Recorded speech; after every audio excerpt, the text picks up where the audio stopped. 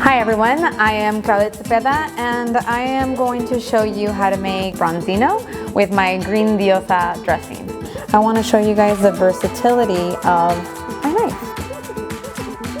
Our diosa verde or green goddess dressing, some mint, some basil, tarragon, a lot of parsley and a lot of cilantro.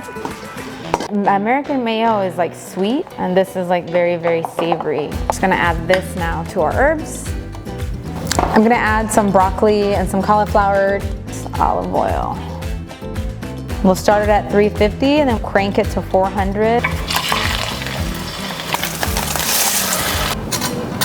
And we're going to do our little salad. So our garnishes of the fennel and the radish, some green onion, a little bit of olive oil, some lime juice, fish fillets, broccoli, cauliflower, salad. There you go.